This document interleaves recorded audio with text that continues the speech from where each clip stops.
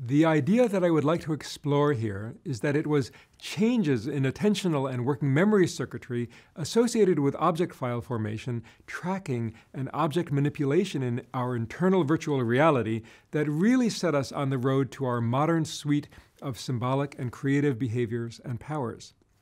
In particular, I would like to argue that the nature of object files changed because of changes in attentional circuitry permitting symbolic reference to be held in working memory. So, for example, while a monkey can represent a banana, even when it's no longer visible, it cannot take that banana to flexibly and symbolically point to or represent whatever it wants to have it represent, either in the world or in its memory. In that sense, a monkey would be inherently literal and non-symbolic. For a human, however, that banana could be taken to stand for or represent virtually anything at all. But let's take a step back and ask ourselves where the cognitive difference between us and a monkey lies. A monkey's working memory representation of a tree, for instance, presumably contains shape, location, and other basic information represented in different neural populations or maps, as well as other information that the monkey has learned to associate with this particular tree or trees in general. All types of information, however, are about the tree. A monkey's working memory representation is encapsulated in the sense that it cannot contain information about irrelevant objects or events. Working memory representation encapsulation presumably helps animals survive because irrelevant information is not represented, permitting the animal to remain undistracted and unconfused by matters irrelevant to survival and the matter at hand. Human working memory representations, in contrast, unlike monkey or dog working memory representations, can contain any information which can be attended or downloaded from memory into the working memory representation. As such, human working memory representations can enact truly cross-modular binding. Because any representation can be downloaded into the working memory representation of a tree can be taken to stand for my friend Bob, if Bob and the tree occupy the same working memory representation or object file.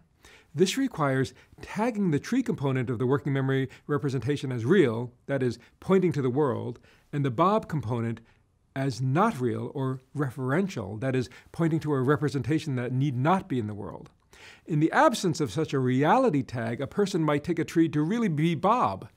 Cognitive modularity and encapsulation protect animal minds from cognitive confusion. That humans are prone to misrepresentation, psychosis, delusion, hallucination, insanity, and madness may be the price we pay for the cognitive freedom afforded by our cognitive demodularization. Whereas animals seem to be capable of internally modeling events that might happen or might have happened, humans go beyond this literal capacity to one of imagination that can model events and objects that could never happen and could never exist in the real world. Imagination became possible when arbitrary contents and operators could be downloaded to a common working memory representation. I argue that in our lineage, there was a breakdown of modularity in this volitional attention and working memory circuitry in the sense that operators from one module could now operate on the operands of another module that previously had been encapsulated and impenetrable to that operator. Mental operations were set free because of this breakdown of mental modularity. Previously encapsulated operators could now be volitionally applied to operands from other modules for which they had not necessarily evolved. You can think of an operand as a representation in working memory and an operator as a function that carries out an operation over that operand. Or you can think of operands or representations as the nouns of the mind and operations as the verbs of the mind. Take, for example, the operation of rotating something. We can apply mental rotation to just about any concrete thing that we can imagine. Now imagine that many such mental operators, previously dedicated to, say, motoric operations of the body in the real world, could be generalized to operations carried out inside our internal virtual reality of our imagination.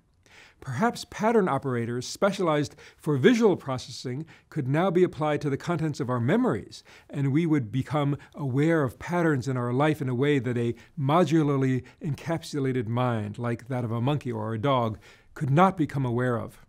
How would the freeing of mental operators have altered the human imagination? Imagine a tree with wings. The representation of wings can be downloaded into the same working memory object file as is maintaining the representation of a tree. An operator that places one object onto another could then be accessed to create a new representation of a tree with wings. But even in the absence of any such attachment operation, both a tree and something else can be maintained in the same object file. That is, the human working memory representation of a tree can contain everything that a dog's would, plus information that has nothing to do with this particular tree or any tree. For example, a man looking at a tree can simply volitionally decide that it stands for his wife. This is accomplished by downloading representations of his wife into the working memory representation holding the tree information. In this way, humans could have become symbolic.